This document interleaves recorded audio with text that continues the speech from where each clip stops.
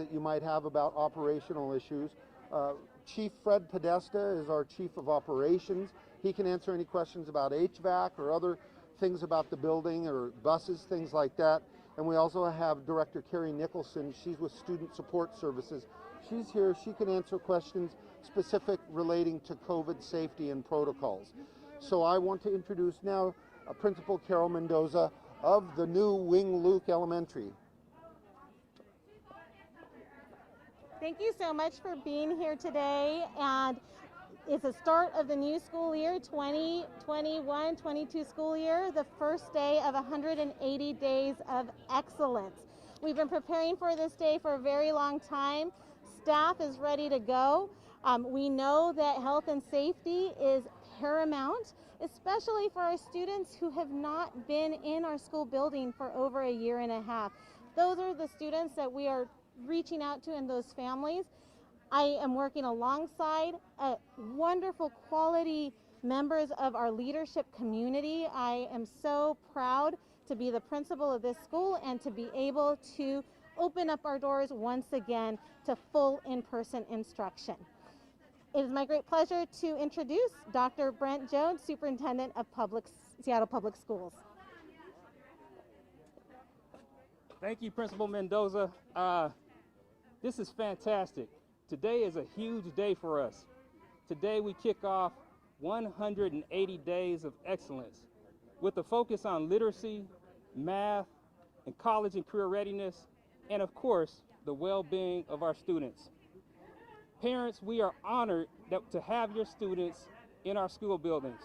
We have been counting down the days until they arrive. Now that they are here, it's time to celebrate their presence by providing students with high-quality learning experiences, having them experience a culture of care, and having them enter into safe and healthy school buildings and welcoming classrooms. Each and every day we're getting better.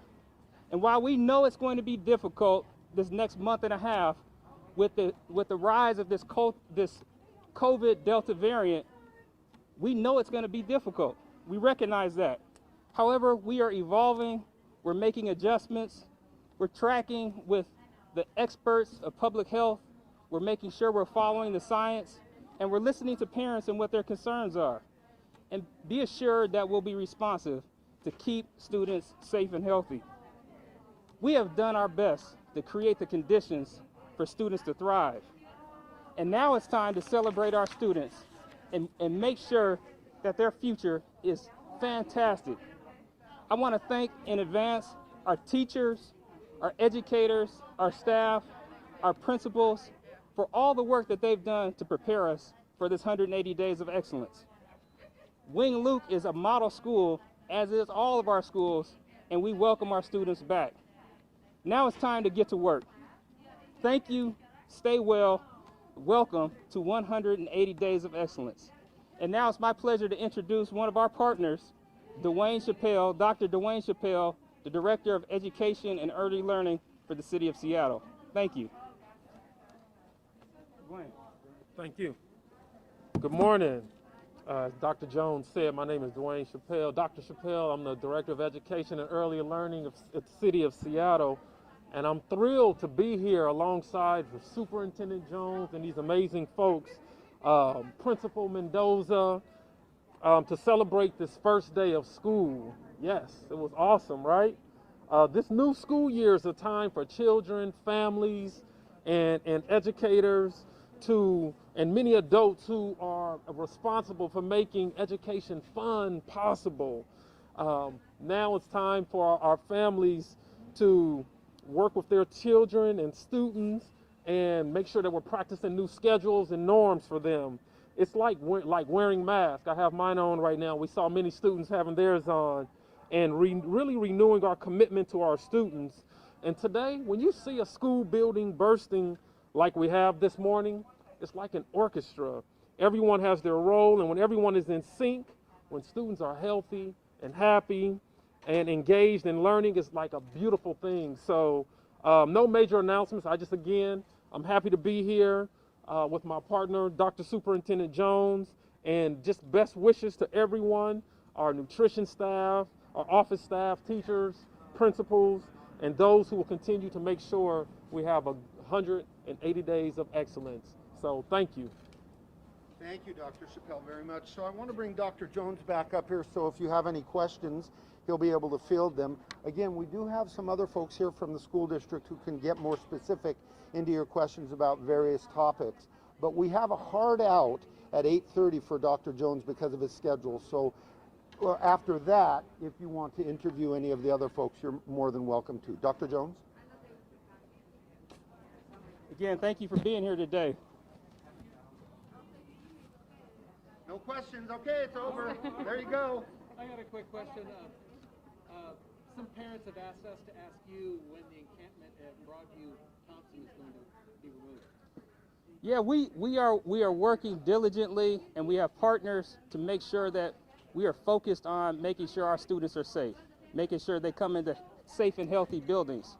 We've done a lot to mitigate any concerns that people have about real safety issues around our students, but we are working that issue. We're not done yet, but that's something that's really important for us to continue to manage. Any kind of date on that? No, we don't have a date, but we are working really hard. I have Deputy Superintendent Rob Gannon here that may be able to speak to that, but we don't have a specific date. It's a complex issue. We're trying to be compassionate. We're trying to make sure that, again, we're holding ourselves accountable for students to be safe, for staff to be safe as they operate in their buildings. We noticed this morning that there were no buses. Could you speak to that? Yeah, we have a large transportation program. We have many bus routes. Our students are getting here safely. We make sure that they have safe passage from where they're coming from to here, and so I think we're in good shape. Do we know how long the bus delays will last, when these shortages will end? Yeah, that's a very complex issue. I think this is not just a Seattle issue, but a regional issue. We're continuing to work on that, and I think we had about 22 bus routes that we're trying to manage this morning. But I think we're in good shape. Our students are getting here, again, safely and healthy. And I do want to point out, folks, that buses did drop off students this morning already. You may not have noticed that. Is there a plan to hire more bus drivers? We are working really hard. We are providing all kind of incentives. We're looking to First Student, who are our vendor who provides the bus service. They're doing a lot with their capacity. But again, it's a regional challenge, probably a national challenge. But again, our students are arriving safely today. For the school buses at the other schools that were late, are there going to be like makeup stuff for the students once they get there, or how is that going to all work out? Yeah, our educators, our leaders are really flexible. They provide all kind of adaptive ways that they're helping students to get on board. We don't want any students to miss out on any valuable instructional time. And so I trust our educators to adapt and adjust as necessary.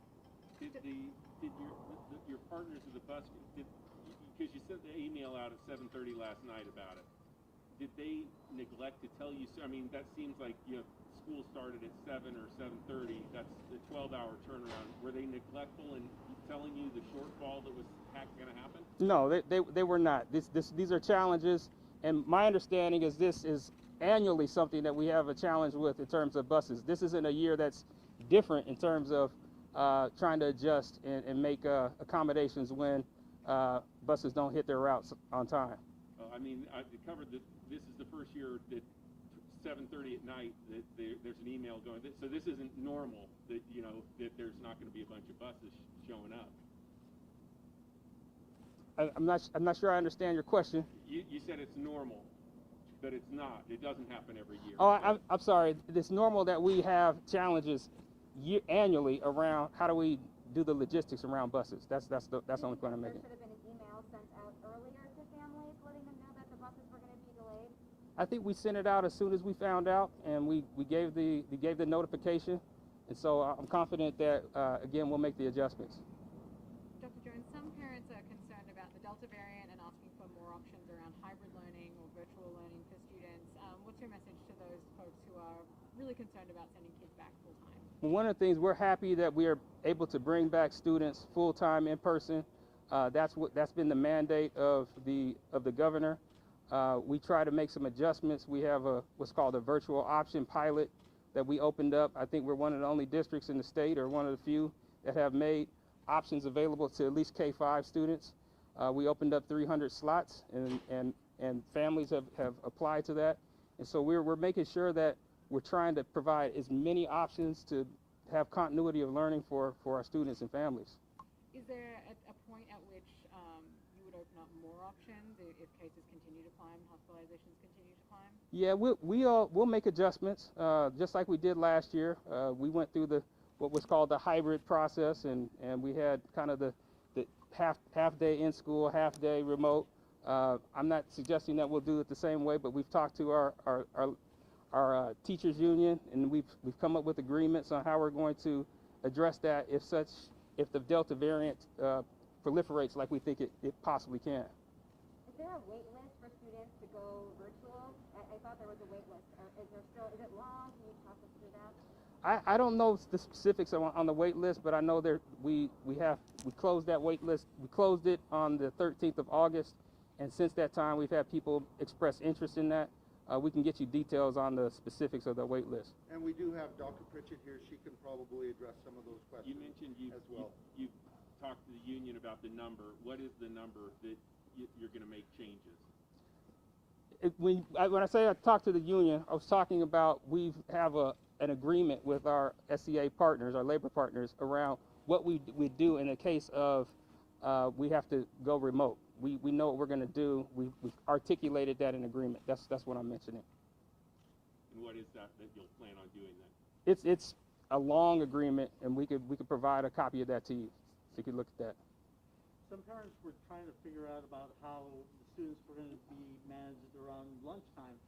Is there separate things going on with the individual schools as to how they're going to be handling lunches?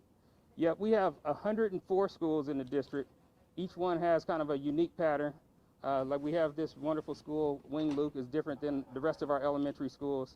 Each one has an option of expanding lunch periods, sometimes going outside, using the auditoriums, and those are some of the mitigating ways that we're trying to make sure that lunches are distant, so we keep that safe and healthy environment for students. Dr. Jones, what does enrollment look like this year? Have you seen a drop in enrollment with people keeping their kids home or going with a state-approved virtual option because of the cases? Yeah, we haven't seen a huge dip in enrollment. It looks pretty steady relative to past years. And so, no, we haven't seen anything that's radical in terms of the numbers. As we're in the first day of school, as a superintendent, what's your biggest concern today? Getting schools open. As you saw this morning, parents were looking like they were confident and comfortable. We want to make sure that they have our trust in terms of that we're going to take care of their students. And so when we've had a countdown over this summer, we've counted down to this day. When we start talking about 180 days of excellence, we are opening schools and we are ready to receive students. And so just opening schools is a milestone for us. Is there a message that you want to send parents that are still kind of hesitant on having their students come in? Yeah, I think what we can say pretty confidently is we are in alignment with the recommendations from public health. We've heard parents, we've heard their concerns. I think we've been really responsive. Are there other things that we can do? Yes, and we will evolve as we learn of some of the challenges. As I mentioned in my remarks, we don't know what Delta variant, how it's going to manifest. But as things happen, we will adjust, and we are in lockstep with King County Public Health. We're in lockstep with the governor, and so we're looking at the authority. We're listening to the experts, and most importantly, we're hearing the concerns of parents, and we're trying to be responsive. Are you worried about students having to catch up from a year of virtual learning from summer? I'm worried about that they didn't have the opportunity to socialize with each other. Our students are very resilient. Our educators are very resilient. We'll do what we need to do in terms of catch up to academics, but we don't know exactly what this concept of learning loss is. I'm more concerned about the learning loss of their social growth. And so we'll try to make sure that they're connected in ways where they have identity safety, that they're experiencing welcoming environments. So if we do have to accelerate academically, they're ready to receive the learning. We have time for 2 more questions.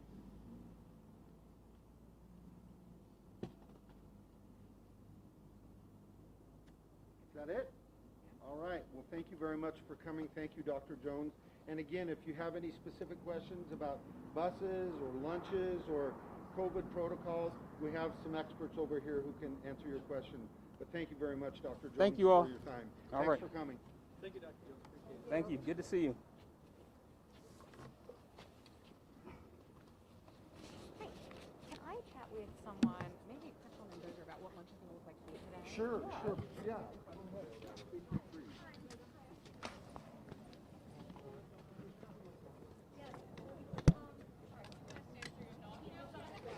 We could technically do that if we did. Sure. So do you